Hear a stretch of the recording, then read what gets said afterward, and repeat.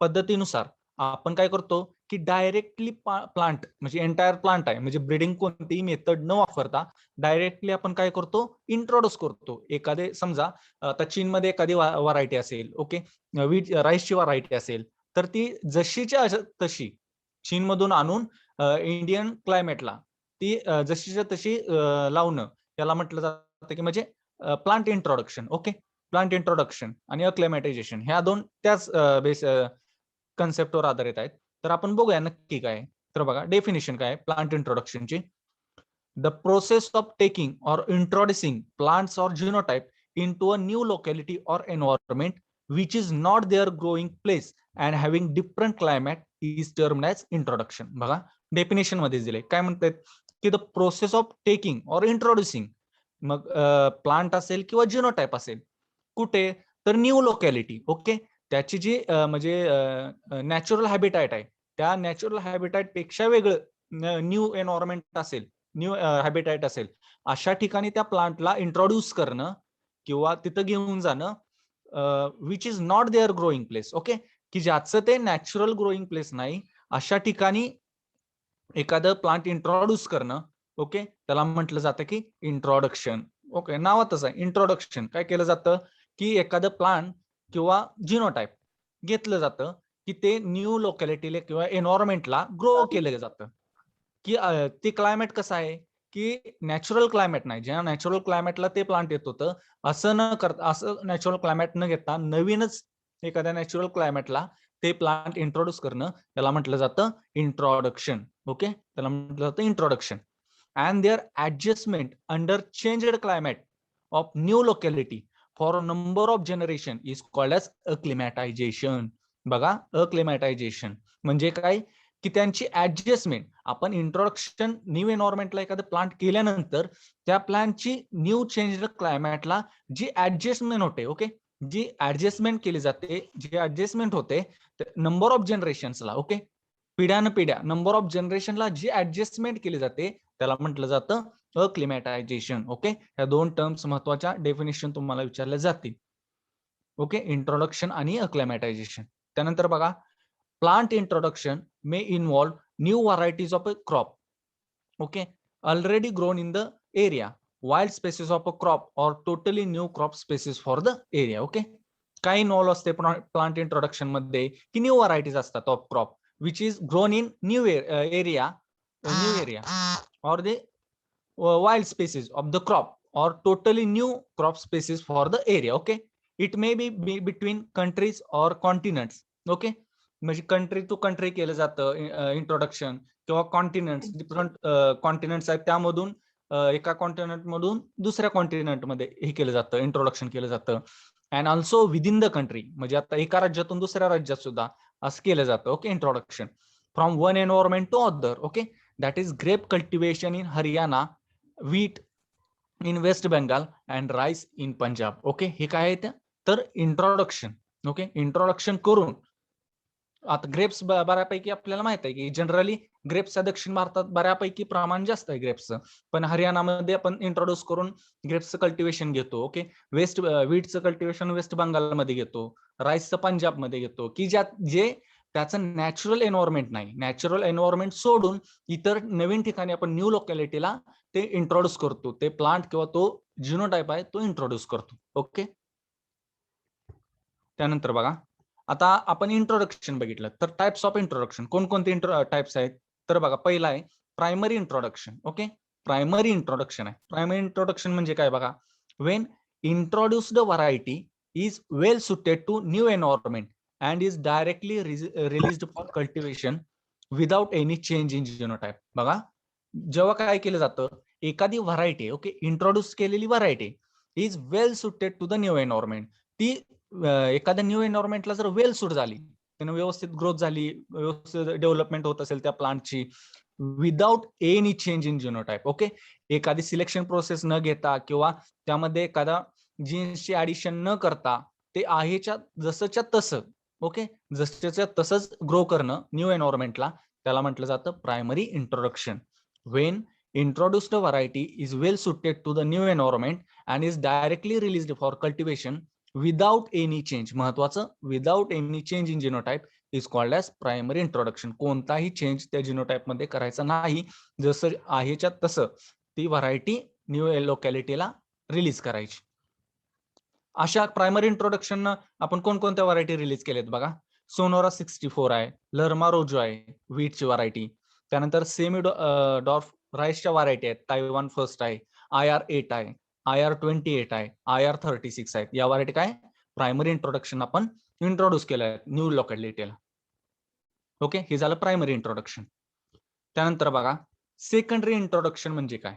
Okay, secondary introduction मध्ये the introduced variety is subjected to selection to isolate superior variety or may be hybridized with local varieties to transfer one or few characters to the local varieties. बघा secondary introduction मध्ये काय केलं जातं, जी variety introduce केली आहे new लोकॅलिटीला त्यामध्ये selection केलं जातं. ओके, त्यामध्ये सिलेक्शन म्हणजे काय, तर जे सुपेर आहे त्यामधून म्हणजे ज्यावेळेस आपण एखादी व्हरायटी न्यू लोकॅलिटीला इंट्रोड्यूस करतो त्यावेळेस त्यातून ज्या सुपेरियर रिझल्ट दाखवणाऱ्या व्हरायटी आहेत त्या आपण सिलेक्ट करतो. सिलेक्शन प्रोसेस आपण त्यात करतो.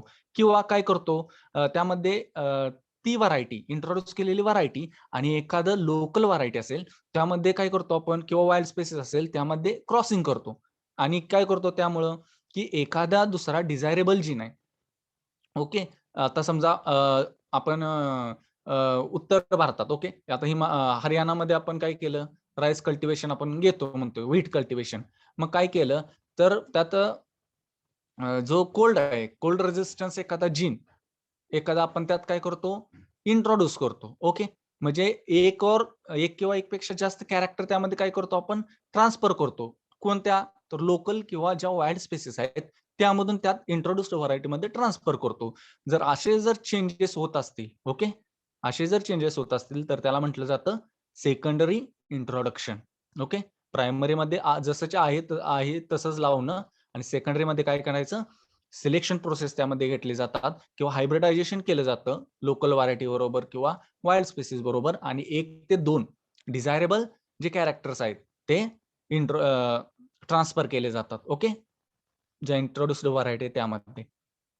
त्यानंतर बघा they are more common than primary ones. Okay, कारण बऱ्यापैकी लवकर सुटेबल होतच नाहीत, म्हणजे जे बाहेरून आलेले आहेत व्हरायटीज किंवा जिनोटाइप्स ते सुटेबल होत नाहीत, तर त्यासाठी बऱ्यापैकी सेकंडरी इंट्रोडक्शन आपल्याला फॉलो करावं लागतंच. कोणकोणत्या व्हरायटी आहेत बघा सेकंडरी इंट्रोडक्शन इंट्रोड्यूस केलेल्या, तर example Kalyan Sona and Sonalika varieties selected from the material introduced from CIMMYT. Okay, हे महत्वाचं बघा, लॉंग फॉर्म याचा CIMMYT, Centro Internacional de Mejoramiento de Maiz y ट्रायगो. Okay, म्हणजे मेक्सिकोला आहे सिमिट, त्याच काय long form international centre for मेज अँड व्हीट रिसर्च. ओके, तर कल्याण सोना आणि सोनालिका ह्या ज्या व्हरायटी आहेत त्या काय केल्या आहेत सेकंडरी इंट्रोडक्शन न इंडियामध्ये काय केले जाईल इंट्रोड्यूस केलेले आहेत. ओके, हे झालं सेकंडरी इंट्रोडक्शन. त्यानंतर बघा plant introduction agencies in India. Okay, तर मग भारतामध्ये कोणकोणत्या एजन्सीज अशा आहेत की ज्या नवीन नवीन व्हरायटीज असतील किंवा जर्म प्लाझम असेल ते इंट्रोड्यूस करायचं काम करतात. ओके, कोणकोणत्या आहेत बघा agencies in India. Plant Introduction Agency was initiated in 1946 at IARI new Delhi. Okay, 1946 ला IARI न्यू दिल्ली येथे एजन्सी इनिशिएट झाली, सुरुवात झाली.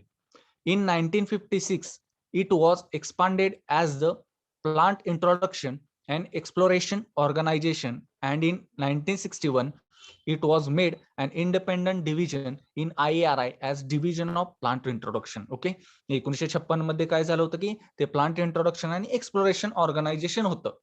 ओके, एक ऑर्गनायझेशन म्हणून होतं 1956 मध्ये. त्यानंतर 1961 मध्ये काय झालं की त्याला इंडिपेंडंट स्वतंत्र असा दर्जा देण्यात आला किंवा स्वतंत्र असं ते डिपार्टमेंट तयार करण्यात आलं IARIच्या अंडर खाली. Okay, that is division of plant introduction म्हणून. त्यानंतर बघा in 1976 division was recognised as NBPGR. Okay, NBPGR long form महत्वाचा हा विचारतात तुम्हाला, what is a full form of NBPGR. Okay, तर National Bureau of Plant Genetic Resources हा त्याचा लॉंग फॉर्म आहे. Okay, National Bureau of Plant Genetic Resources. Then NBPGR is responsible for the introduction and maintenance of germplasm of agriculture and horticulture crops. Okay, बघा कोणती agency आहे, central agency महत्वाची आहे introduction आणि maintenance साठी, तर NBPGR, National Bureau of Plant Genetic Resource, ही जी एजन्सी आहे ती which is responsible for the introduction and maintenance of germplasm of agriculture and horticulture crops, महत्वाचे आहे NBPGR. त्यानंतर बघा याचं लोकेशन पण तुम्हाला विचारतात. ओके, लोकेशन कुठे आहे तर न्यू दिल्लीला आहे, विचारतात तुम्हाला हे. त्यानंतर बघा in addition to the bureau there are some other agencies which are concerned with the plant introductions. Okay, ही झाला ब्युरो आपण बघितला, NBPGR आपण ब्युरो बघितला एक. तर या व्यतिरिक्तही काही एजन्सीज आहेत, त्या कशाची कन्सर्न आहेत तर प्लांट इंट्रोडक्शनच्या इतर ज्या एजन्सीज आहेत त्यांचा आपण यात बघूया कोणकोणत्या आहेत. तर बघा FRI म्हणजेच आपल्याला माहित आहे फॉरेस्ट रिसर्च इन्स्टिट्यूट, कुठं आहे तर डेहराडूनला, आपल्याला माहित आहे forest research institute Dehradun, established for the introduction and maintenance of forest species. Okay, ज्या फॉरेस्ट स्पेसीज आहेत त्यांचं मेंटेनन्स आणि इंट्रोडक्शन करायचं काम कोण करतं, कोणते इन्स्टिट्यूट तर फॉरेस्ट रिसर्च इन्स्टिट्यूट डेहराडून. त्यानंतर बघा botanical survey of India established in 1890 for the introduction, testing and maintenance of medicinal and botanical plants. Okay, medicinal आणि बॉटॅनिकल प्लांट्सचं इंट्रोडक्शन आणि मेंटेनन्स करायचं काम कोणाकडे आहे तर बॉटॅनिकल सर्वे ऑफ इंडिया, आणि ते 1890 साली इस्टॅब्लिश झाले, सुरुवात झाली त्याची. त्यानंतर बघा the central research institute for various crops such as tea, coffee, sugarcane, potato, rice, cotton, tobacco etcetera to test and maintain plant material of their interest, but their activities are coordinated by the NBPGR. Okay, NBPGRच्या under खाली जे काम करणारे central research institute आहेत various क्रॉप्सवरच्या, कोणकोणत्या तर T असेल, कॉफी असेल, शुगर केन एक्सेट्रा, तर यांचं मेंटेन आणि म्हणजे जे प्लांट मटेरियल आहे ओके ते मेंटेन आणि प्रिझर्व करायचं काम कोण करतं तर सेंट्रल रिसर्च इन्स्टिट्यूट करतात या क्रॉपच्या, विच इज कोऑर्डिनेटेड. त्यावरती कोणाचं कोऑर्डिनेशन आहे तर NBPGR, National Bureau of Plant Genetic रिसोर्सचं त्यावरती कोऑर्डिनेशन आहे, त्यांच्या मदतीने हे केलं जातं. ओके, त्यानंतर बघा आता activities of or functions of NBPGR. आता NBPGR आपण बघितलं, ब्युरो आपण बघितला, सेंट्रल ब्युरो आहे महत्वाचा प्लांट मेंटेनन्स आणि ओके जर्मप्लाझम कॉन्झर्वेशनचं. तर महत्वाचा ह्याचा रोल काय आहे, ओके फंक्शन काय याचं NBPGRचं, तर बघा it introduce the required germplasm from its counterparts. Okay, introduce करायचं एखादा, आता आपण बघितलं की लर्मा रोजो असेल, सोनोरा 64, वीटच्या डॉर्फ व्हरायटीज आहेत त्या आपण इंट्रोड्यूस केल्या, तर अशा व्हरायटी इंट्रोड्यूस करायचं फ्रॉम देअर काउंटर पार्ट्स, म्हणजे जिथे ते जास्त प्रमाणात अवेलेबल असेल तिथून घेऊन आपल्या देशामध्ये इंट्रोड्यूस करायचं काम कोण करतं तर NBPGR करतं. ओके, त्यानंतर बघा it arranges exploration inside and outside the country to collect valuable germplasm. Okay, exploration म्हणजे तुम्ही कुठून आपल्याला जे चांगलं ओके व्हॅल्युएबल जर्मप्लाझम हे आउटसाइड द कंट्रीच्या बाहेर जे महत्वाचे जे जर्मप्लाझम आहेत त्याचं कॉन्झर्वेशन करायचं असेल ओके ते मिळवायचं असेल तर त्यासाठी एक्सप्लोरेशन करायचं काम कोण करतं तर NBPGR करतं.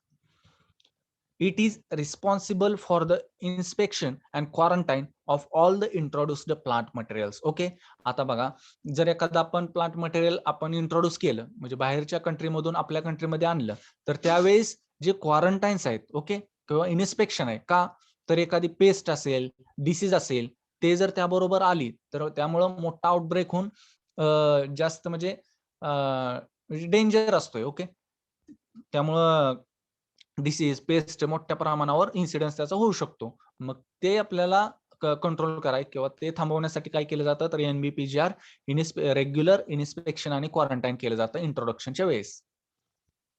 त्यानंतर it is responsible for testing, multiplication and maintenance of germplasm obtained through various sources. Okay, त्यानंतर जे जर्मप्लाझम आपण ऑब्टेन केले आपल्याला मिळालंय त्याचं टेस्टिंग, त्याचं मल्टिप्लिकेशन ओके त्याचं मेंटेनन्स हे त्या जर्मप्लाझमचं करायचं काम कोण करतं तर NBPGR. त्यानंतर maintenance of record of introduced variety, ज्या इंट्रोड्युस्ड प्लांट्स केले आहेत किंवा व्हरायटी आहेत किंवा जर्म प्लाझम आहेत, त्याचं रेकॉर्ड मेंटेन करायचं काम कोण करतं? NBPGR करतं. त्यानंतर improvement of medicinal and aromatic plants. Okay, aromatic plants आणि जे मेडिसिनल प्लांट्स आहेत त्यांचं इम्प्रुव्हमेंट करायसाठी. ओके, त्यामध्ये नवीन नवीन जीन इंट्रोड्यूस करून त्याचं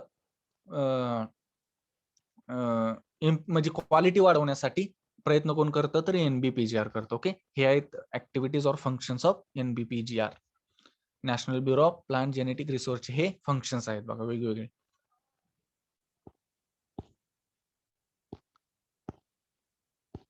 त्यानंतर बघा procedure of plant introduction. Okay, आता प्लांट इंट्रोड्यूस करायचं. ओके, एखाद्या लोकॅलिटी कडून न्यू लोकॅलिटीला, तर त्यासाठी कोणती प्रोसिजर फॉलो करायची आहे? ओके, कोणती प्रोसिजर आहे त्यासाठी?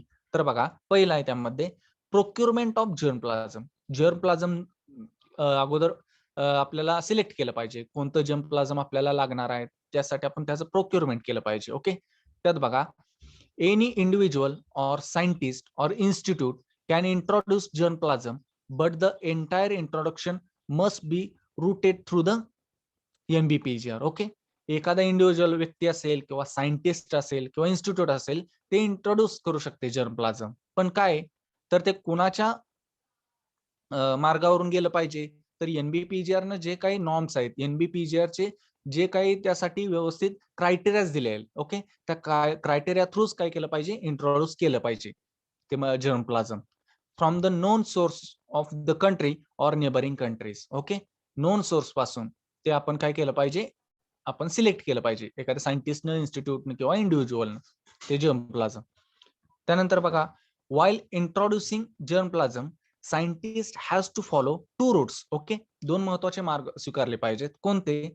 तर either individual make a direct request to individual or institution abroad or individual submit his requirement to NBPGR.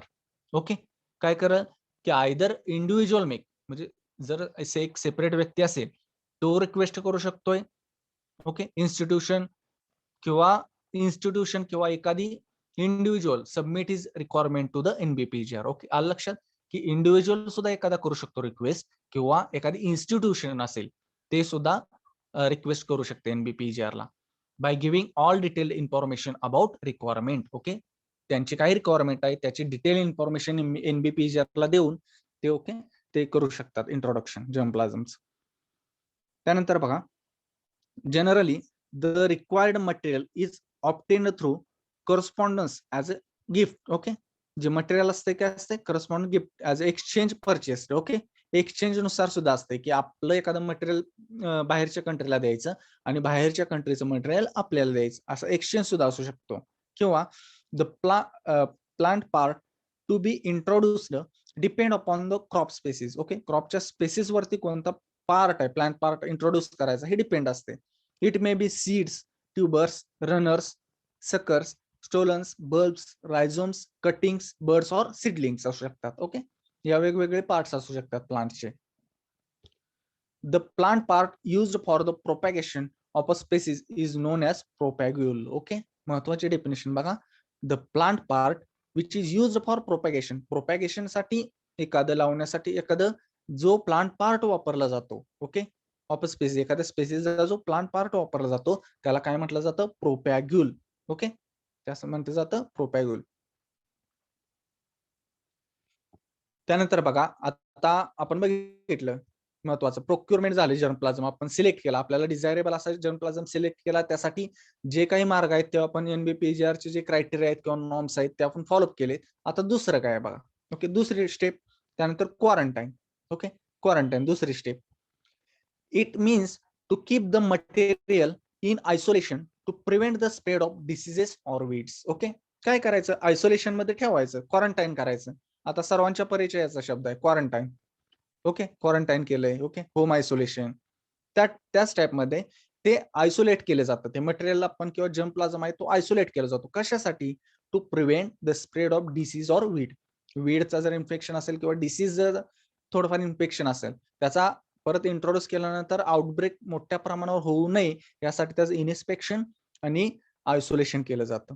जर तिथे इन्फेक्शन असेल तर त्या ठिकाणी व्यवस्थितरित्या खबरदारी घेऊन ते तिथं तो डिसीज हे केला जातो. ओके, थांबवला जातो. त्यानंतर बघा, all the introduced material is thoroughly inspected for contamination with weed, disease and insect pest. Okay, व्यवस्थितरित्या काय केलं जातं, इन्स्पेक्शन केलं जातं वीड, डिसीज किंवा इन्सेक्ट पेस्ट साठी. त्यानंतर the material is fumigated or treated to avoid the contamination. Okay, fumigated किंवा एखादं स्प्रे वगैरे केलं जातं, इन्सेक्टिसाइड असेल किंवा काय, to avoid contamination. If necessary, the materials are grown in isolation for observation of disease, insect, pests, and weeds. This entire process is known as quarantine. Okay, या इन्स्पेक्शनला किंवा आयसोलेशनला आपण काय म्हणतो, तर क्वारंटाईन म्हणतो.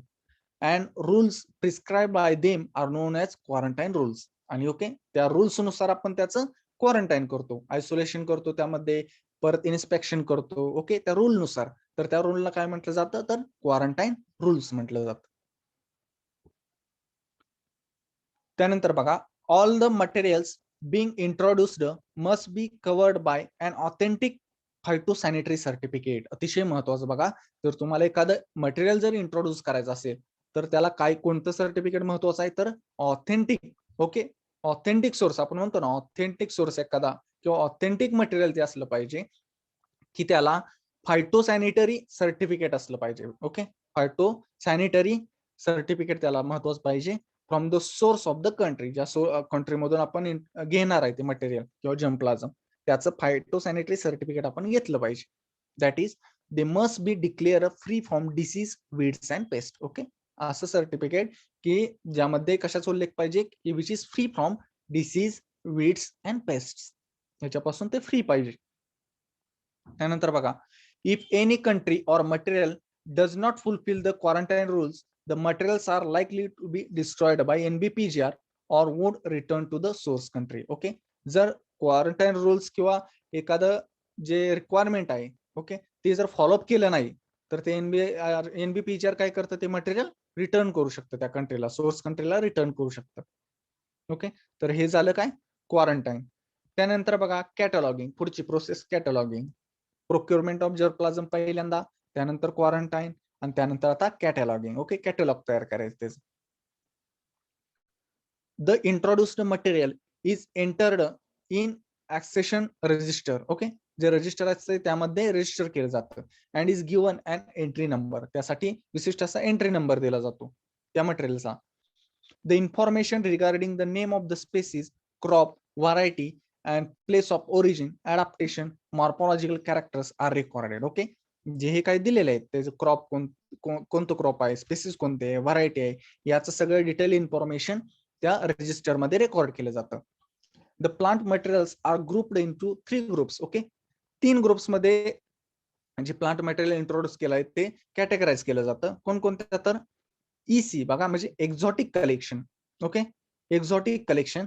आयसी इंडिजिनस कलेक्शन, आणि IW indigenous wild collection. Okay, EC म्हणजे exotic collection, म्हणजे आपल्या कंट्रीच्या बाहेर, म्हणजे बाहेरच्या कंट्रीतून जे मटेरियल आहे त्याला आपण एक्झॉटिक म्हणतो, बाहेरील. त्यानंतर आयसी इंडिजिनियस कलेक्शन, म्हणजे देशातच एखादं जर मटेरियल अवेलेबल असेल त्याला इंडिजिनस म्हणतो आपण. त्यानंतर आयडब्ल्यू इंडिजिनस वाईल्ड कलेक्शन, जे वाईल्ड स्पेसिस वगैरे असतात ना, त्यानुसार त्यांचं जे कलेक्शन केलं जातं त्याला म्हटलं जातं इंडिजिनस वाईल्ड कलेक्शन. ओके, त्यानंतर असं कॅटलॉगिंग केलं जातं.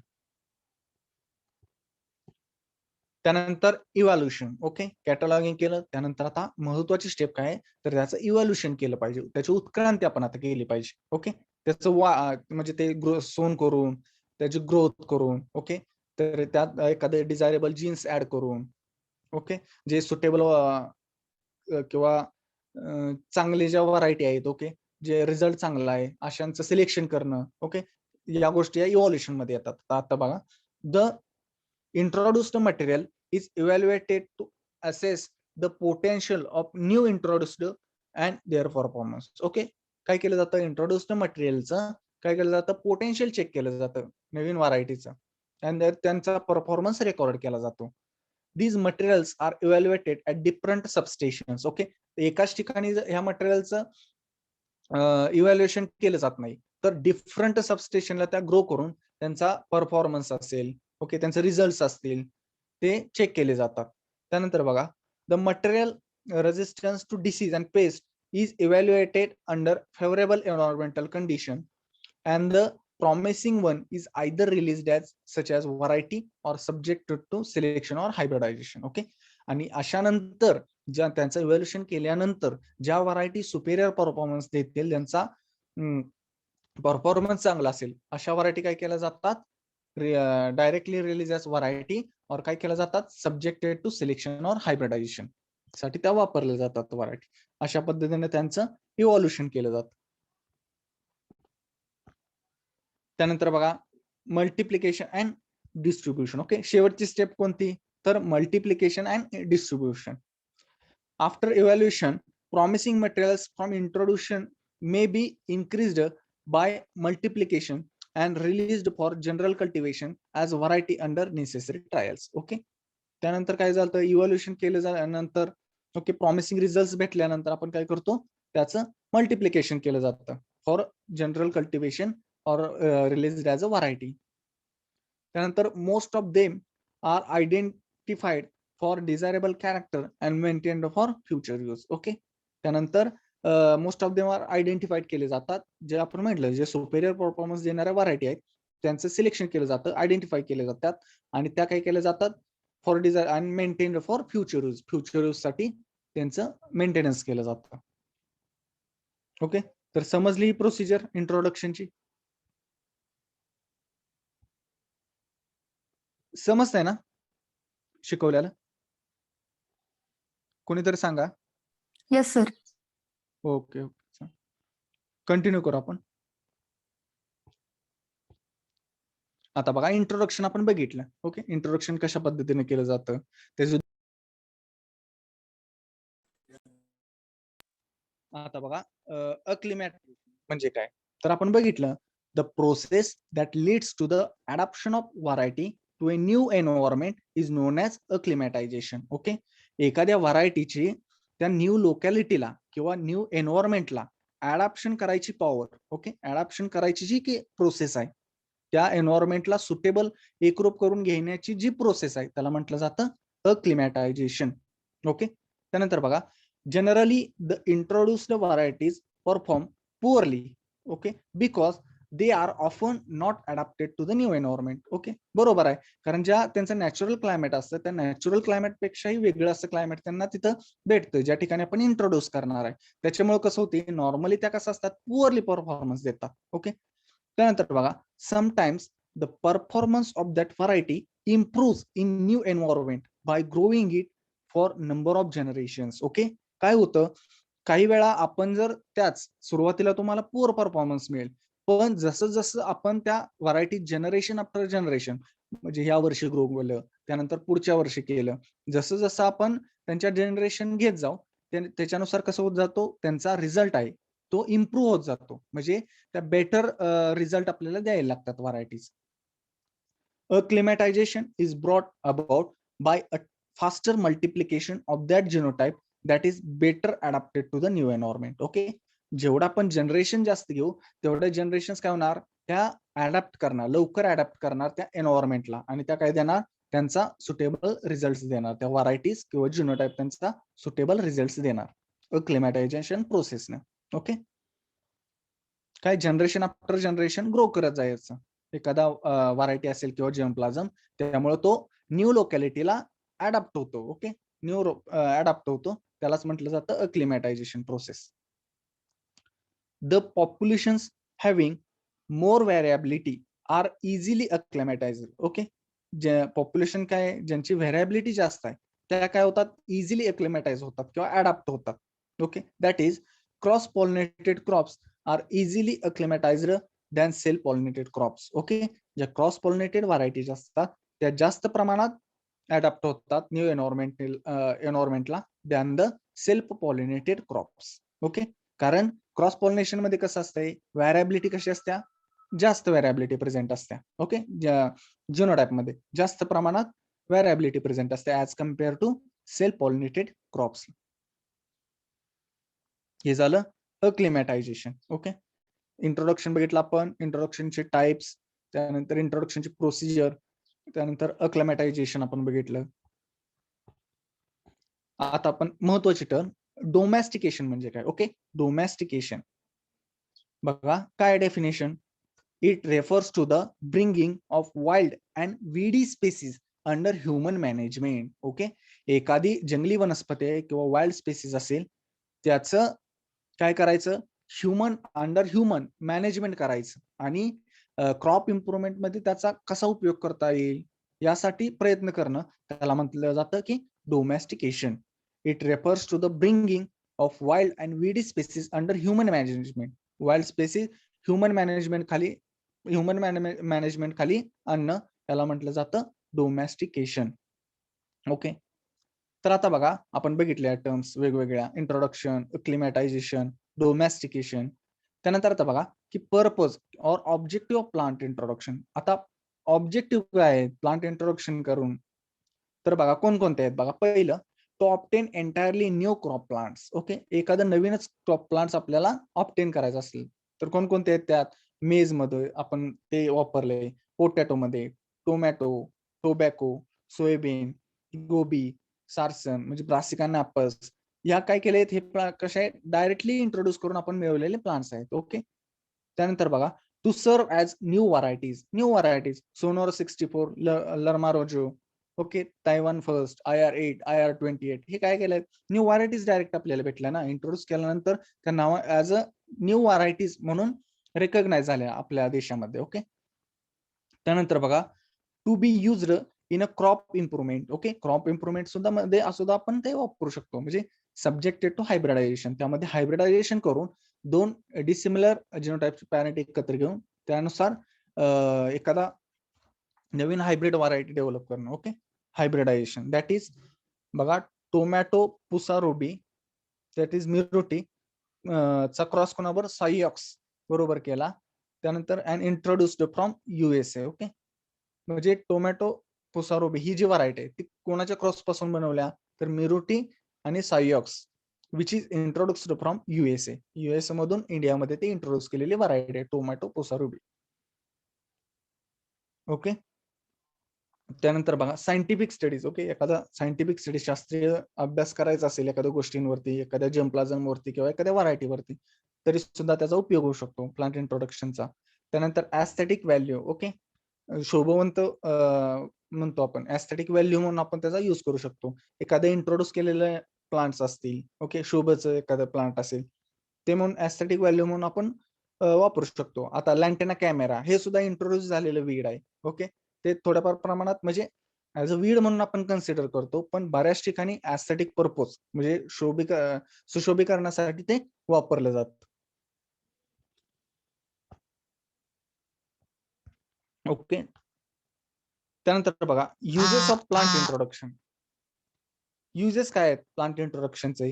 Plant introductions are utilized in crop improvement in 3 main ways. Okay, कोणकोणत्या. Direct as a variety. Okay, आपण बघितले की डायरेक्ट आपण ॲज अ व्हरायटी म्हणून रिलीज करू शकतो. त्यानंतर as a variety after selection, पहिल्यांदा ग्रो करायचं आणि त्यातून जे सुपेरियर आहेत, ओके, परफॉर्मन्स देणाऱ्या जिनोटाइप्स आहेत किंवा जर्मप्लाझम आहेत ते सिलेक्ट करायचं. त्यानंतर as a parent in the hybridisation. Okay, एखादा पॅरंट म्हणून हायब्रिडायझेशन प्रोसेसमध्ये. ओके, हायब्रिडायझेशन म्हणजे काय, तर दोन डिसिमिलर जिनोटाइप्स चा आपण क्रॉस घेतो, त्यामधला एखादा पॅरेंट म्हणून आपण हा इंट्रोड्यूस केलेले जर्मप्लाझम किंवा व्हरायटी सुद्धा वापरू शकतो. ओके, हे झाले युजेस. त्यानंतर बघा merits of plant introduction. Merits काय आहेत त्याचे. It provides entirely new crops. Okay, directly आपल्याला माहित आहे डायरेक्टली आपल्याला new crops भेटतायत.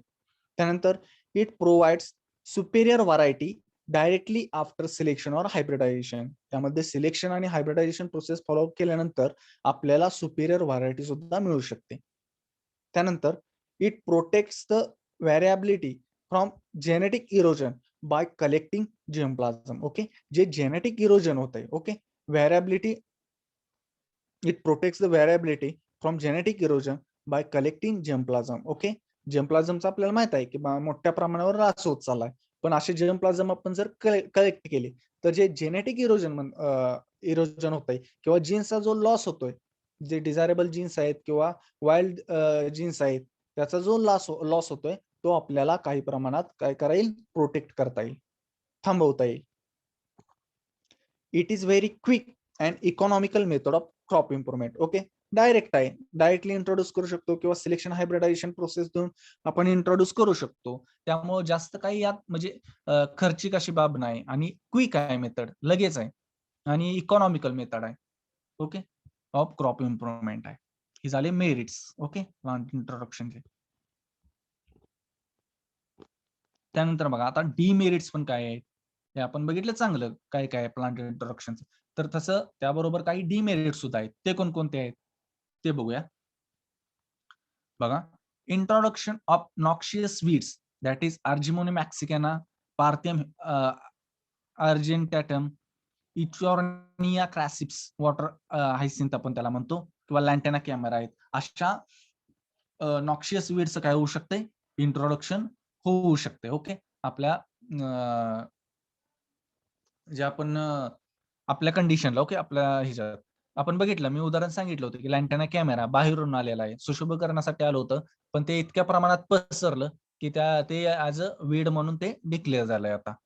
Okay, introduction of noxious weeds, noxious weeds सुद्धा त्याच्याबरोबर येऊ शकतात. त्यासाठी आपण काय करतो की क्वारंटाईन घेतो. ओके, आयसोलेशन आणि त्याचं इन्स्पेक्शन केलं जातं.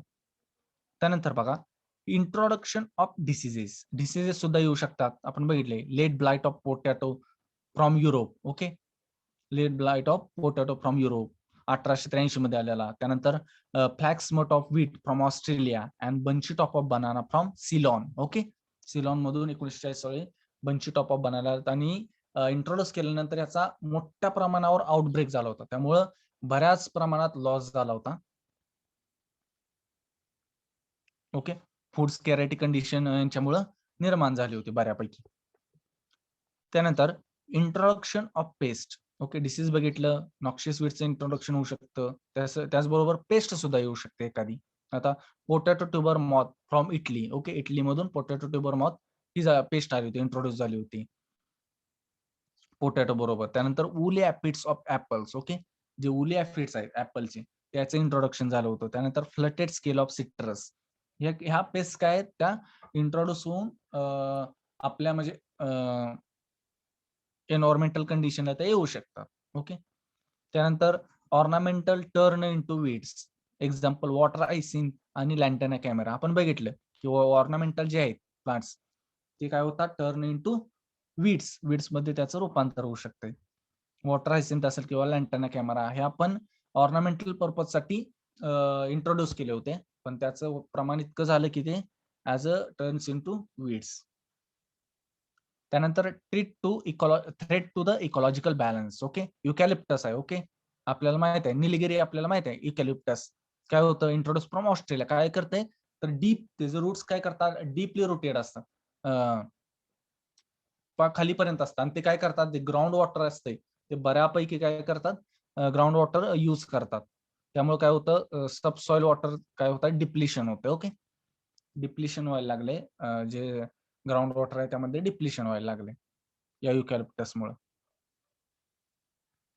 ओके, हे झाले डिमेरिट्स. ओके, काय होतं, नॉक्शियस वीडचं इंट्रोडक्शन होतंय, डिसीजचं होतंय, त्यानंतर पेस्टचं होतंय. ओके, त्यानंतर इकॉलॉजिकल बॅलन्सला थ्रेट आहे. त्यानंतर आपण मेरिट्स पण बघितले. आता बघा, अचिव्हमेंट्स ऑफ प्लांट इंट्रोडक्शन. आता प्लांट इंट्रोडक्शन आपण कोणकोणते अचिव्हमेंट्स केले किंवा ओके, कोणते न्यू क्रॉप स्पेसिस आपण तयार केले त्यानुसार तर बघूया. In India, introduced materials have been used directly as a varieties. Okay, इंडियामध्ये जे इंट्रोड्युस्ड मटेरियल आहे which has been used directly as a varieties, released as a varieties after selection or used in hybridisation. 3 पद्धतीने केलं जातं. आपण बघितलंय की directly release करायची व्हरायटी, किंवा त्यामध्ये सिलेक्शन प्रोसेस घ्यायची, किंवा हायब्रिडायझेशन प्रोग्राम हे करायचं. ओके, त्यानंतर कोणकोणते केलेत बघा, न्यू क्रॉप स्पेसिस कोणकोणते आहेत, पोटॅटो मध्ये maize, chilli, coffee, soybean, guava, grapes, papaya, pineapple, Hevea rubber, त्यानंतर जुजुबा. ओके, ह्या व्हरायटीज आहेत, सॉरी क्रॉप्स आहेत, ते काय केलेत, इंट्रोड्यूस केले डायरेक्टली. त्यानंतर बघा directly release as a varieties कोणकोणते आहेत, तर semi dwarf wheat varieties Sonora 64 and Lerma Rojo introduced from Mexico. Okay, Mexico मधून introduce semi dwarf wheat varieties आहेत कोणकोणत्या, तर सोनोरा 64 आणि लर्मा रोजो, की ज्या इंडियन कंडिशन्सला सुटेबल आहेत. त्यानंतर बघा Taiwan first TN1 rice variety introduced from Taiwan and other varieties IR8, IR28, IR36 introduced from IRRI, okay, International Rice Research Institute Philippines मधून इंट्रोड्यूस केले आहेत इंडियामध्ये. Then Bonneville of pea, Ridley wheat from Australia, Virginia Gold of tobacco, Sioux of tomato. Okay, या variety कशा आहेत की directly release केल्या आहेत इंडियामध्ये ऍज अ व्हरायटी. त्यानंतर बघा व्हरायटीज सिलेक्टेड फ्रॉम इंट्रोडक्शन कोणकोणत्या इंट्रोडक्शन सिलेक्ट केले आहेत, तर कल्याण सोना, Sonalika selected from the wheat material introduced from Mexico. Okay, Mexico मधून इंट्रोड्यूस केलेले आहेत इंडियामध्ये कोणकोणत्या व्हरायटी आहेत, कल्याण सोना अँड सोनालिका. त्यानंतर Pusa Lal and Pusa Sunehri of sweet potato, sweet पोटॅटोच्या व्हरायटी आहेत पुसा लाल आणि पुसा सुनेरी, सुनेरी या व्हरायटी आहेत त्या स्वीट पोटॅटोच्या आहेत. त्यानंतर जामनगर ऑफ बाजरा, बाजराचे कोणते आहे, जामनगर, या व्हरायटी सिलेक्टेड फ्रॉम इंट्रोडक्शन.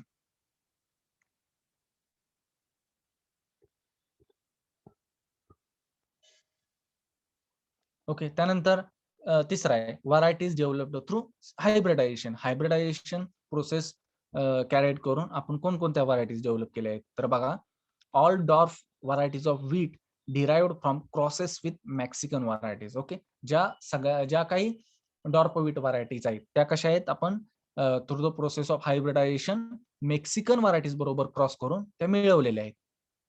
कोणकोणत्या आहेत बघा, semi dwarf rice varieties possessed dwarfing gene from Dee Geo Woo Gen. Okay, बघा महत्वाचं आहे, तुम्हाला एमसीआरच्या दृष्टीने हे विचारतात की डॉर्फ राईस व्हीट व्हरायटीज मध्ये कोणता जीन वापरलाय डॉर्फिंग जीन, तर कुठला आहे, D gene. Okay, D gene हा वापरलाय जीन, लक्षात ठेवा. डॉर्फिंग एजंट, डॉर्फिंग जीन कोणता आहे, तर राईस मधला डी जीन. कोणकोणत्या व्हरायटी थ्रू, फ्रॉम TN1 और IR8. त्यानंतर पुसा रुबी, टोमॅटो, त्यानंतर टोमॅटो काय मिरोटीन टू सायॉक्सचा क्रॉस आहे हा, and Pusa early dwarf Meeruti to Red Claude.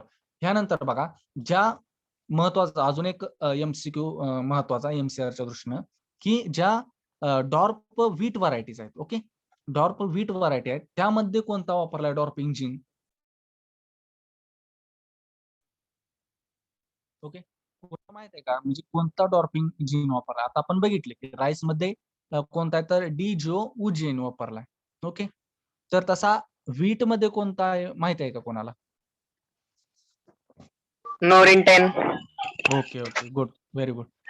नोरिन 10 आहे. ओके, नोरिन 10 जो काही जीन आहे तो वापरलेला आहे डॉर्फ व्हीट व्हरायटीज मध्ये, नॉरिन 10. ओके, महत्वाचा MCQ विचारतात तुम्हाला बघा, NORIN नॉरिन 10 म्हणून हा जीन वापरला जातो डॉर्फ व्हीट व्हरायटीज मध्ये, आणि राईस मध्ये जीन म्हणून वापरला जातो. हे समजलं ना.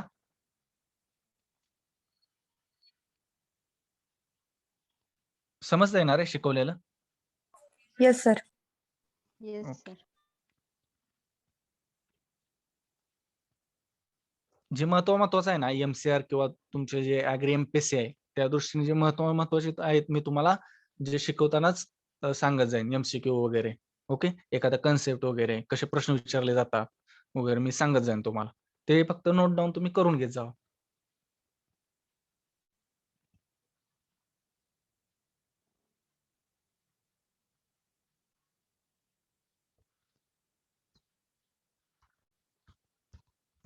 ओके, आता आपण बघू कोर पार्ट कडे ह्याच्या. ओके, प्युअर लाईन सिलेक्शन आणि मास सिलेक्शन. ओके, बरं आता ते मेथड्स आपण बघतोय बरं का. आपण इंट्रोडक्शन अक्लिमॅटायझेशन बघितलं, त्यानंतर आता बघूया आपण प्युअर लाईन सिलेक्शन कसं होतं आणि मास सिलेक्शन कशा पद्धतीने केलं जातं. ओके, आता आपण प्युअर लाईन सिलेक्शन बघूया. काय आहे प्युअर लाईन सिलेक्शन मध्ये, बघा in pure line selection large number of plants are selected from a self pollinated crop. Okay, जे सेल्फ पॉलिनेटेड क्रॉप्स आहेत त्यामधून large number of plants are select केले जातात. ओके, त्यानंतर काय केलं जातं, and are harvested individually. Okay, प्रत्येक सेपरेट, म्हणजे एक आता समजा 100 प्लांट्स असतील. ओके, एकाच एकाच व्हरायटीचे. ओके, जे सेल्फ पॉलिनेटेड आहेत त्यांचं काय जातं, इंडिव्हिज्युअली ते काय केले जातात, हार्वेस्ट केले जातात, त्यांचं सीड हार्वेस्ट केलं जातं. Then individual plant progenies from them are evaluated separately.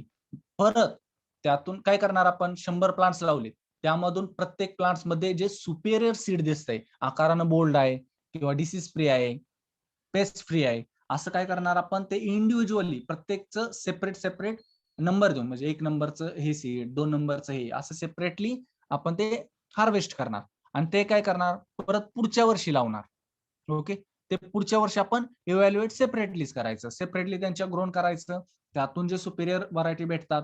Okay, त्यांच्यात सेल्फ पॉलिनेशन होईल, सीड सेट होईल आणि ते सीड काय करायचं, सुपेरियर परत सिलेक्ट करायचं. अशा पद्धतीने काय केलं जातं, की इव्हॅल्युएट केलं जातं. And the best one release as a pure line variety. अशा नंतर जेव्हा 6-7 वर्ष आपण असं सेल्फिंग करत जाऊ आणि त्या पद्धतीनं सुपेरियर सुपेरियर सुपेरियर सिलेक्ट करू जाऊ, तर 6 ते 7 वर्षानंतर आपल्याला जी व्हरायटी भेटते त्याला आपण काय म्हणतो, तर प्युअर लाईन व्हरायटी. तर नावातच आहे बघा, प्युअर लाईन. यामध्ये काय एखादं क्रॉसिंग आहे का, किंवा काय आहे का, होतंय का क्रॉसिंग, आपण किंवा हायब्रिडायझेशन आपण टेक्निक फॉलो करतो का, नाही. यामध्ये काय होतंय, तर फक्त सेल्फिंग होतंय. Okay, what is a pure line? Pure line ही महत्वाचं तुम्हाला माहिती, it is a progeny of single self fertilizer homozygous plant. Okay, ही डेफिनेशन लिहून घ्या. प्युअर लाईन सिलेक्शन तुम्हाला प्युअर लाईनची डेफिनेशन विचारतात. What is pure line? Okay, तर प्युअर लाईन काय, it is a progeny of single self fertilizer homozygous plant. Pure line it is a progeny of single self fertilizer homozygous plant. लक्षात, definition मध्ये आपण बघितलंय, it is a progeny आहे कशाची, तर single self fertiliser. Okay, crossing केलंय का, नाही, तर सेल्फ फर्टिलायझर, त्याच मध्ये आपण काय करतो, सेल्फ फर्टिलायझेशन करतो. होमोझायगस, आणि होमोझायगस म्हणजे काय, त्यांचं जेनेटिक कॉन्स्टिट्यूशन कसं आहे, सिमिलर आहे ना, त्यामध्ये काय बदललंय का, दुसऱ्या एखाद्या व्हरायटीचं किंवा जर्मप्लाझमचं ही केलंय का आपण क्रॉस, नाही, तर त्यामध्येच आपण सेल्फिंग करतोय, त्यामुळे ते जेनेटिकली कसे आहेत, ते सिमिलर आहेत सगळ्या. ओके, तर याला म्हटलं जातं pure line. Okay, therefore it is also known as individual plant selection. तर प्युअर लाईन सिलेक्शनलाच काय म्हटलं जातं, इंडिव्हिज्युअल प्लांट सिलेक्शन. आपण बघितलं की काय करतोय आपण, प्रत्येक जनरेशन मध्ये इंडिव्हिज्युअल प्लांटचं जे सुपेरियर सीड्स आहेत, सुपेरियर परफॉर्मन्स दाखवणारं सीड आहे, ते आपण सिलेक्ट करतो आणि ते आपण नेक्स्ट जनरेशनला ग्रो करतो. ओके, तर म्हणून त्याला काय म्हटलं जातं, इंडिव्हिज्युअल प्लांट सिलेक्शन.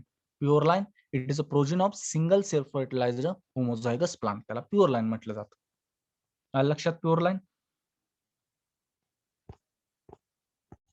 त्यानंतर बघा, main features of pure line.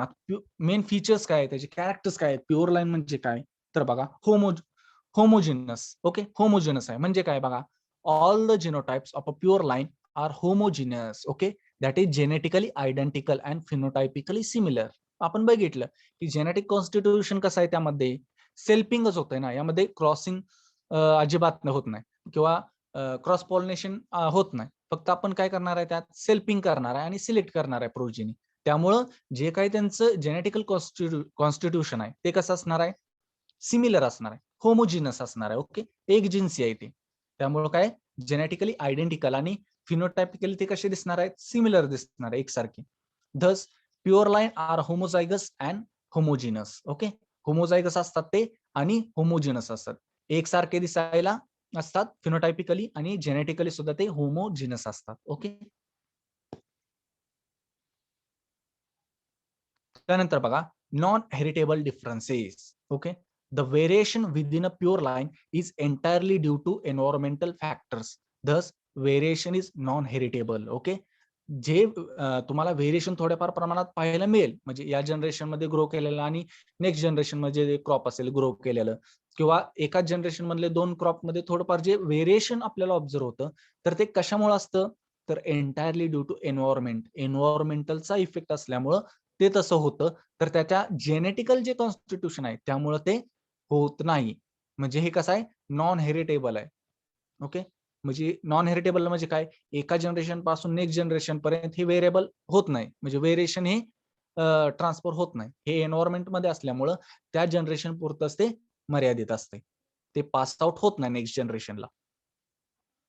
त्यानंतर हायली युनिफॉर्म बघा, a variety developed by pure line selection is highly uniform in quality due to absence of genetic variation. Okay, highly uniform एकसारखंच आहे ना. Genetic variation कसं आहे का त्यात जेनेटिक व्हेरिएशन कोणतं? काहीच नाही. एकसारखं होमोजिनस हे आहे त्यांचं जिनोटाइप. त्यामुळं ते कसं आहे, हायली युनिफॉर्म मोठ्या प्रमाणावर एकसारखे आहेत. Highly uniform. त्यानंतर ineffective selection. Selection is ineffective in a pure line due to lack of heritable variation. Okay. आता आपण बघितलंय. ओके.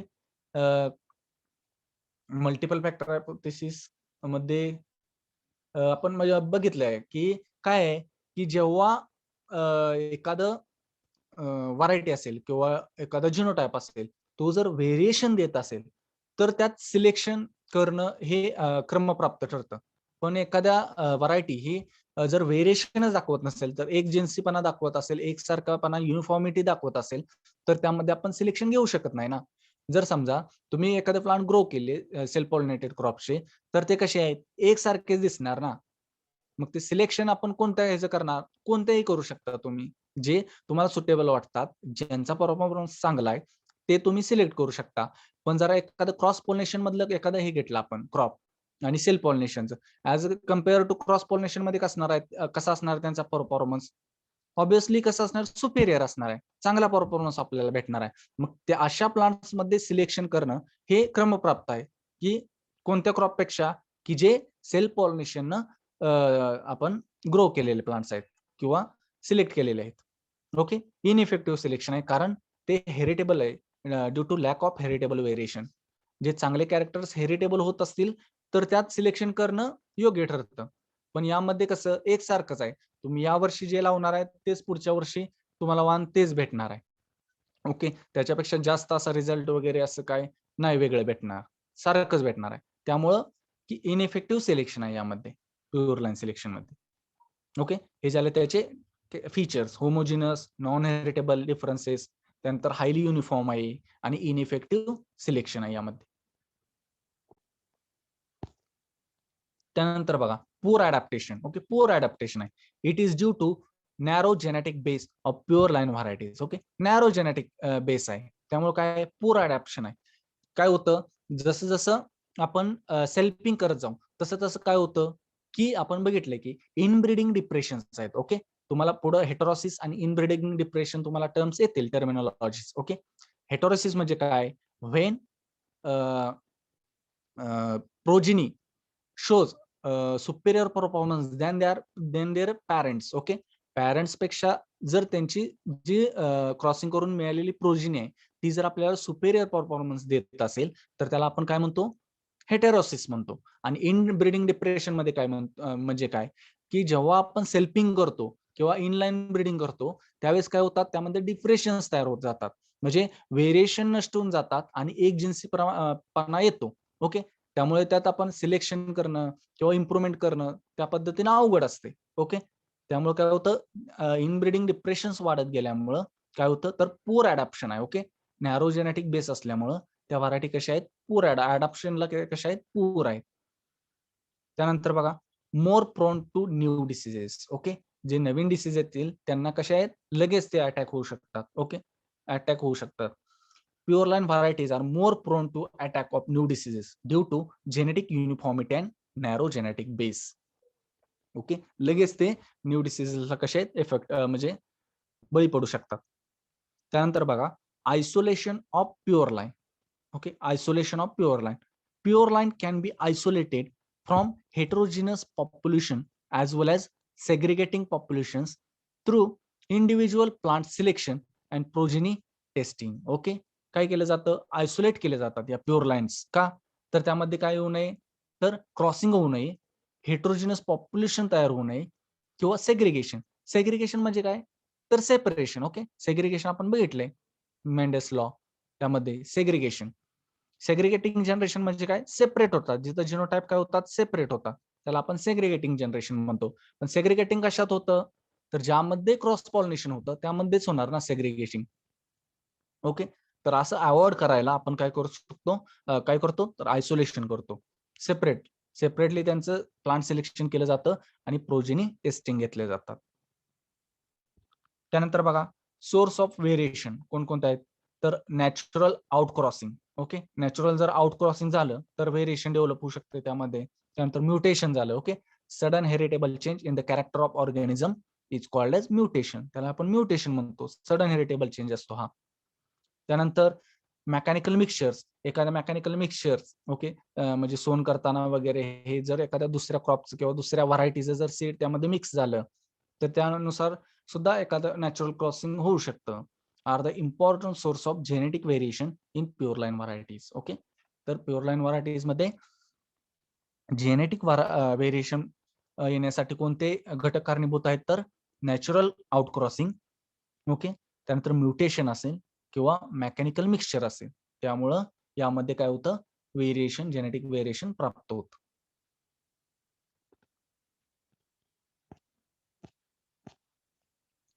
त्यानंतर बघा काय आहेत ऍप्लिकेशन ऑफ प्युअर लाईन. आता बघा ऍप्लिकेशन्स काय आहेत बघा प्युअर लाईन सिलेक्शनचं. It is used for improvement of local varieties having considerable genetic variability. Okay, बघा it is used for improvement of local varieties having considerable genetic variability, that is NP4 and 52 व्हीटच्या variety. Okay, निफाडच्या variety आहेत त्या NP4 and 52 wheat T.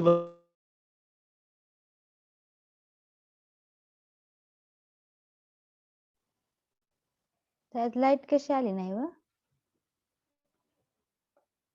आज बुधवार नाही का?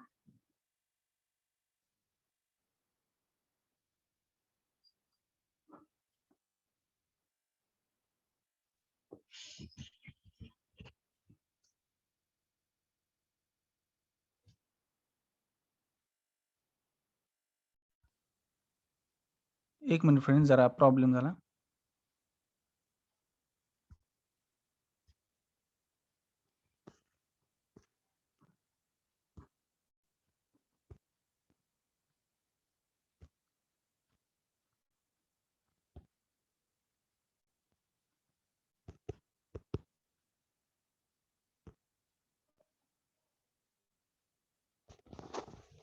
Okay, दिसते ना स्क्रीन आता? Yes sir. ओके, बघा it is practised in introduced material to develop suitable varieties. Example shining moong, Kalyan Sona is selection from CIMMYT. Okay, Mexico, या काय केल्या जातात, डायरेक्टली डेव्हलप झालेल्या आहेत व्हरायटी. त्यानंतर बघा it is used to isolate new varieties from genetically variable pure line. Okay, काय करायचं, आयसोलेट करायचं असेल न्यू व्हरायटी कुणापासून, तर जेनेटिकली व्हेरिएबल, जे जेनेटिकली व्हेरिएबल प्युअर लाईन आहेत त्यांच्यापासून आयसोलेट करण्यासाठी वापरले जातात. तर कोणकोणते एक्झाम्पल आहेत बघा, चाफा नंबर 816 ऑफ ग्राम, त्यानंतर जळगाव 781 म्हणजे चायनाचे मूग आहे त्या व्हरायटी.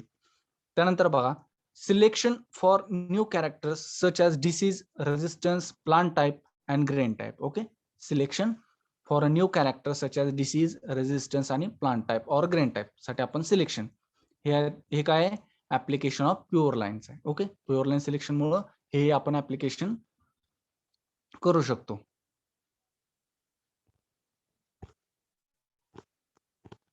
त्यानंतर बघा आता महत्वाचं आपण बघितलं कसे प्युअर लाईन सिलेक्शन म्हणजे काय, त्याचे ऍप्लिकेशन्स काय आहेत. ओके, त्यानंतर त्याचे कॅरेक्टर्स काय आहेत प्युअर लाईनचे.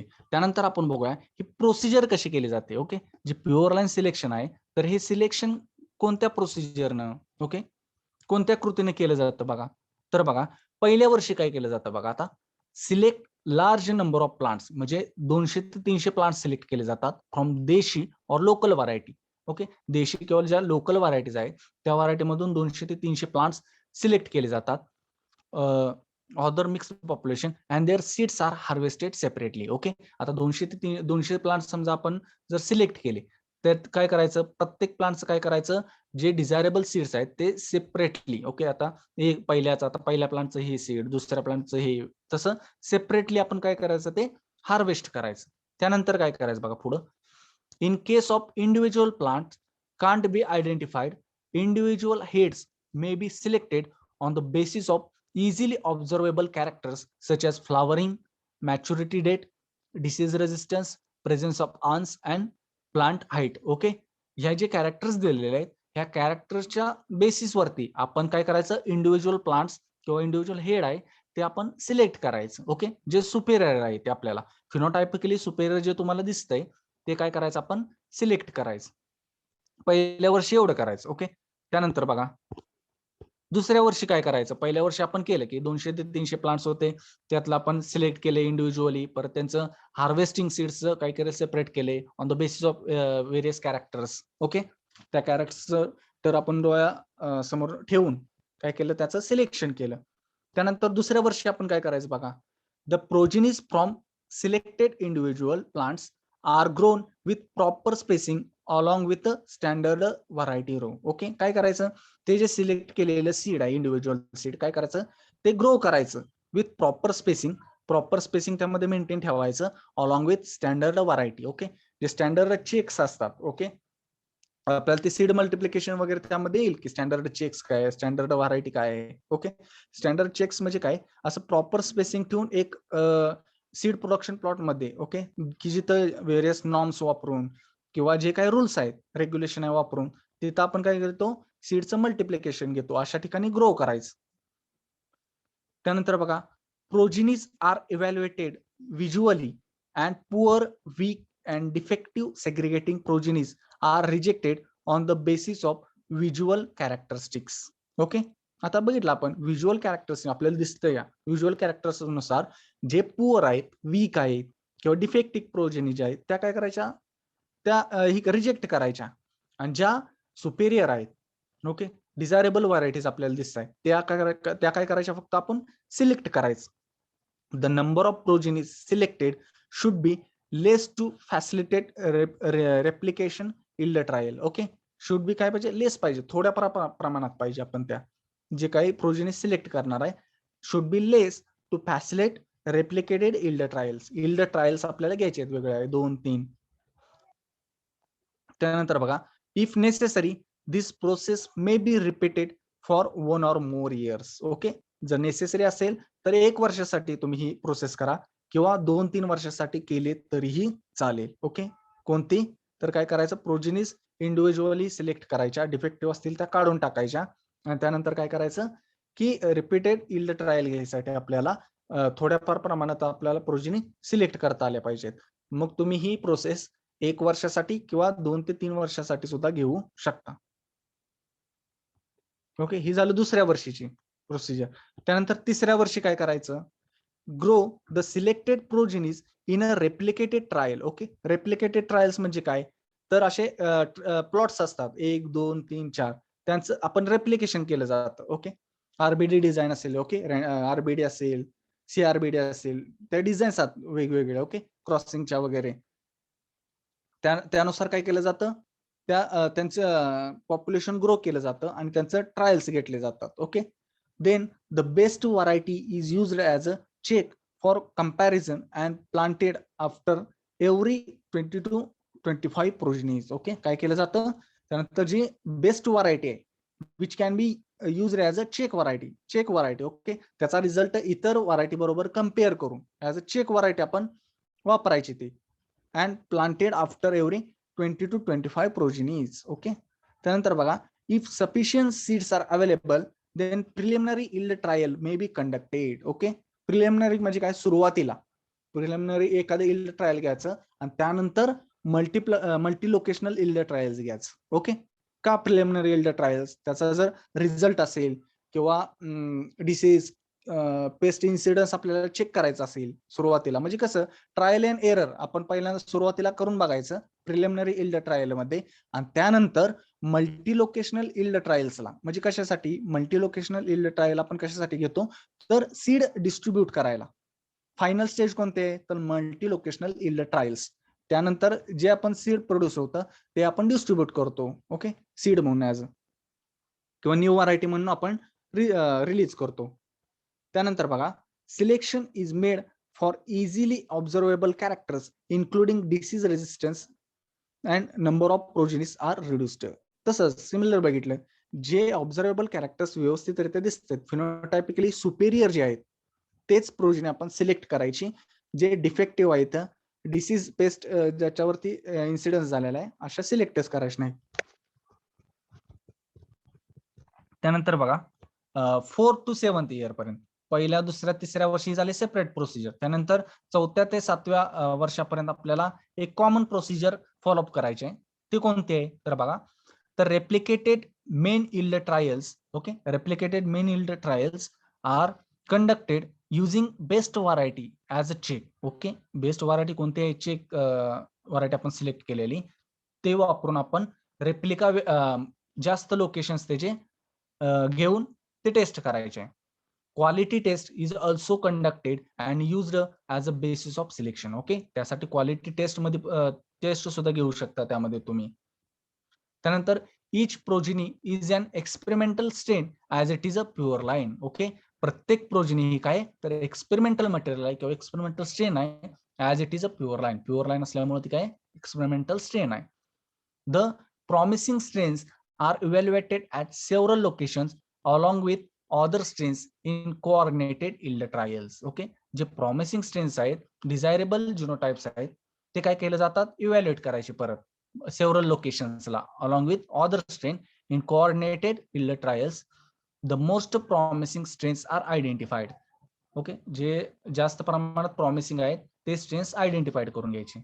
त्यानंतर बघा, शेवटच्या वर्षाला म्हणजे 8व्या वर्षाला काय करायचं तर the best progeny or strain is multiplied and released as a new variety. जी सुपेरियर परफॉर्मन्स देणारी प्रोजेनी आहे किंवा स्ट्रेन आहे ते काय करायचं, त्याचं मोठ्या प्रमाणावर मल्टिप्लिकेशन करायचं आणि which is used or released as a new variety, नवीन वाण म्हणून ते काय करायचं, रिलीज करायचं.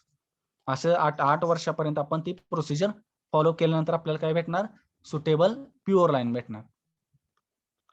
तर याचा फ्लो चार्ट दिलाय बघा, हा महत्वाचा आहे, एक्झामला विचारतात. तर बघा काय केलंय, फर्स्ट इयर मध्ये काय केलंय की 200 ते 300 plants are selected on the basis of their phenotype. Okay, त्यांचा फिनोटाइप एक्सटर्नल अपॅरन्स बघून आपण 200 ते 300 प्लांट सिलेक्ट केलेत. ओके, आणि ते ग्रो केलेत. कशाचे तर देशी और ओल्ड व्हरायटी असेल. ओके, त्यानंतर काय केलं, दुसऱ्या वर्षाला इंडिव्हिज्युअल प्लांट प्रोजेनिस ग्रो केल्या. प्रत्येकाच्या सेपरेट असे लाईन्स आहेत, त्यामध्ये ते ग्रो केलं. That is individual plant progenies are grown and undesirable progenies are rejected. जे अनडिझायरेबल मटेरियल आहे ते आपण काय केलं, रिजेक्ट केलं, काढून टाकलं. तर तिसऱ्या वर्षाला काय केलं आपण, तर प्रिलिमिनरी इल्ड ट्रायल्स. ओके, सुरुवातीला टेस्ट करायसाठी आपण प्रिलिमिनरी इल्ड ट्रायल घेतलं. त्यामध्ये काय केलं, remaining progenies are planted in a preliminary yield trial, म्हणजे जे सिलेक्ट केल्यानंतर दुसऱ्या वर्षाला, आणि अनडिझायरेबल रिजेक्ट केल्या, आणि ज्या राहिलेल्या व्हरायटी आहेत त्या व्हरायटीज काय केल्या, थर्ड इयरला आपण planted in a preliminary yield trial. Then inferior progenies are rejected. त्यामध्ये सुद्धा ज्या इन्फिनियर प्रोजेनी आहेत त्या काय केल्या, आपण रिजेक्ट केल्या. त्यानंतर बघा 4th to 6th इयर किंवा 6th इयर, 4 ते 6 वर्षापर्यंत काय केलं बघा, मल्टी लोकेशनल इल्ड ट्रायल्स आपण घेतल्या. Okay, multi locational yield trials घेतल्या. त्यामध्ये काय केलं बघा, replicated yield trials are conducted at several locations. Okay, several लोकेशन्सला आपण त्या कंडक्ट केल्या. Inferior progenies are rejected. ज्या इन्फिनियर प्रोजेनीज आहेत त्या रिजेक्ट केल्या, आणि ज्या disease resistance and quality test are done. Okay, multi locational yield ट्रायलला आपण काय केलं की डिसीज रेजिस्टन्स किंवा क्वालिटी टेस्ट आहेत त्या आपण त्या कंडक्ट केल्या त्या ठिकाणी. त्यानंतर 7th इयरला काय केलं आपण, शेवटच्या वर्षाला तर सीड मल्टिप्लिकेशन साठी वापरलं. ओके, टेस्ट झाल्यानंतर व्यवस्थित सुपेर जे आपल्याला प्रोजेनिस भेटणार आहे त्यांचं आपण मल्टिप्लिकेशन करायचं. कशासाठी, for the begins for distribution साठी. ओके, ऍज अ सीड म्हणून डिस्ट्रीब्यूट करण्यासाठी आपण काय करायचं, त्याचं मल्टिप्लिकेशन करायचं. ओके, तर ही झाली general procedure. Okay, pure line सिलेक्शनची प्रोसिजर आहे. हा फ्लो चार्ट तुम्हाला जर विचारले एक्झामला तर ते प्युअर लाईन म्हणजे काय. ओके, त्यानंतर त्याचे कॅरेक्टर्स काय आहेत महत्वाचे, त्यानंतर प्रोसिजर कशी फॉलोअप केली जाते हे तुम्हाला त्यामध्ये सांगता आलं पाहिजे विथ डायग्राम. ही डायग्राम तुम्हाला तिथं काढता आली पाहिजे. काय सिंपल आहे, काय प्लांट्स घ्यायचे, त्यानंतर इंडिव्हिज्युअल प्लांट प्रोजेनी घ्यायची, त्यानंतर प्रिलिमिनरी यील्ड ट्रायल घ्यायचं, त्यानंतर परत मल्टी लोकेशनल यील्ड ट्रायल घ्यायचं आणि शेवटी काय करायचं, सीड मल्टिप्लिकेशन करायचं. कशासाठी, सीड डिस्ट्रीब्युशनसाठी. ओके, सिंपल प्रोसिजर आहे, लगेच लक्षात येईल तुम्हाला.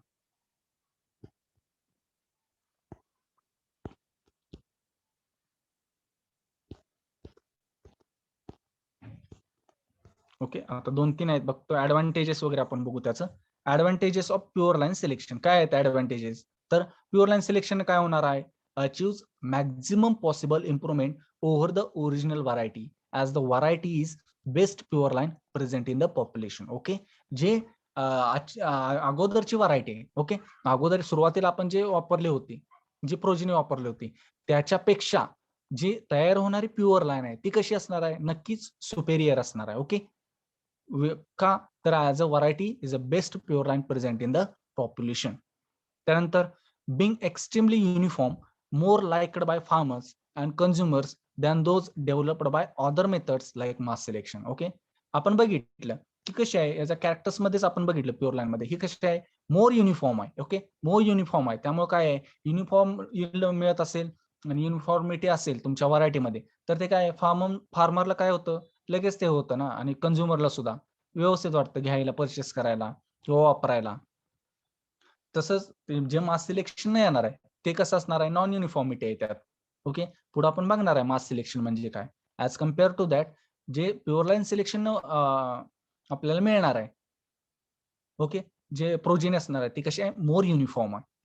त्यानंतर बघा, it is easier than hybridisation. Okay, hybridisation या किचकट प्रोसेस पेक्षा ही कशी आहे, एक सिंपल प्रोसिजर आहे. फक्त काय करायचं आहे, जे सुपेरियर आहेत ते सिलेक्ट करायचे, इन्फेरियर काढून टाकायचे आणि आउट क्रॉसिंग होऊन द्यायचं नाही, फक्त सेल्फ क्रॉसिंग करत राहायचं त्यामध्ये. Used for developing inbreed lines and pure lines. Okay, inbreed lines किंवा प्युअर लाईन्स तयार करायसाठी आपण हे प्युअर लाईन सिलेक्शन मेथड वापरू शकतो. त्यानंतर बघा, due to extreme uniformity pure line varieties easily identified in seed certification. Okay, ज्यावेळेस सीड सर्टिफिकेशन होतं त्यावेळेस एक्स्ट्रीमली युनिफॉर्मिटी असल्यामुळं, एकसारखपणा असल्यामुळं ते आपण लगेच ओळखू शकतो की हा प्युअर लाईन सिलेक्शनची प्रोजिनी आहे किंवा हा प्युअर लाईन सिलेक्शन ऑब्टेन केलेलं एखादी व्हरायटी. ओके, हे झाले ऍडव्हान्टेजेस. त्यानंतर ऍडव्हान्टेजेस बरोबर त्याचे काही डिसएडव्हान्टेजेस सुद्धा आहेत प्युअर लाईन सिलेक्शनचे. ते कोणकोणते आहेत तर बघा, it is not practised in cross pollinated crops. आपण बघितलं ही फक्त सेल्फ पॉलिनेटेड क्रॉप्स मध्ये वापरता येते method. As more attention on control of pollination is required. Okay, आता भरपूर, कारण आपल्याला नॅचरल क्रॉसिंग असेल किंवा जे मेकॅनिकल मिक्सचर असेल ते काय करायचं आहे, अवॉइड करायचं आहे. त्याच्यामुळे मॅक्झिमम अटेन्शन काय करायचं आहे, आपल्याला पॉलिनेशन वर द्यायचं आहे. आपल्याला आउट क्रॉसिंग जे आहे ते आपल्याला काय करायचं, अवॉइड करायचं इथं. It is expensive, laborious and results in a low yielding and albino plants. Okay, low yield आहे किंवा डिफेक्टिव्ह प्लांट्स यामुळे तयार होतात. Similarly variety developed can't be easily maintained by the farmers. Okay, variety maintain करणं हे त्या मानानं अवघड आहे, कारण natural cross pollination, material mixture, mechanical mixture हे थोड्याफार प्रमाणात त्यात होतच राहतं. त्यामुळे हे मेंटेन करणं त्या मानानं अवघड काम आहे. The varieties developed by pure line selection don't have wider adaptability and stability in production. Okay, adaptability आणि स्टॅबिलिटी या व्हरायटीमध्ये कशा आहे, कमी प्रमाणात आपण बघितलं. The upper limit on the improvement is a set as no new genotype is created. Okay, आपण बघितलं की सेल्फ पॉलिनेटेड असल्यामुळे त्यामध्ये व्हेरिएबिलिटी ही कोणत्याच पद्धतीची नाही, आणि व्हेरिएबिलिटी नसेल तर न्यू जिनोटाइप तयार व्हायचा प्रश्नच येत नाही. ओके, त्यामुळे जेनेटिक व्हेरिएशन कसं आहे, लिमिटेड आहे किंवा फार कमी प्रमाणात आहे. त्यानंतर it requires more time, space and laborious than mass selection. Mass selection पेक्षा कशाही त्याला टाइम, वेळ जास्त खर्चिक आहे, स्पेस पण जास्त लागतो आणि लेबरियस आहे. ओके. त्यानंतर the breeder has to devote more time and hence can't spare more time for further breeding methods. Okay. ब्रीडरला जास्त प्रमाणात टाइम द्यावा लागतो यावर, त्यामुळे म्हणून इतर कोणत्या मेथड आहेत त्यावर ब्रीडर काय करू शकतो, जास्त वेळ देऊ शकत नाही. ओके. त्यानंतर शेवटचं बघा की अचिव्हमेंट्स काय आहेत, काय अचीव्ह केलंय आपण ही मेथड्स वापरून. ओके. प्युअर लाईन सिलेक्शन आपण काय अचीव्ह केलंय, तर बघा large number of improved varieties have been developed in self-pollinated crop like wheat, barley, rice, pulses and oil seeds, cotton and many vegetables. त्यानंतर in cotton, Dharwar American was improved by pure line selection. Okay. Cotton मधले धारवार. त्यानंतर isolated Gadag first, Kelu variety of bidi tobacco subjected to pure line selection to isolate Kelu 49. मूंगचं T1 and B1 varieties were selected from Muzaffarpur collection म्हणजे बिहार मधून. त्यानंतर वीटच्या कोणकोणत्या variety आहेत, NP4, NP6, NP12, NP28, tobacco, चातम, Harrison, special 9 ह्या व्हरायटीज आहेत. ओके.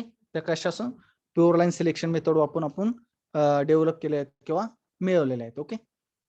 तर हे झाले प्युअर लाईन सिलेक्शनचे अचिव्हमेंट्स. ओके. कुणाला काय प्रॉब्लेम वगैरे आहेत?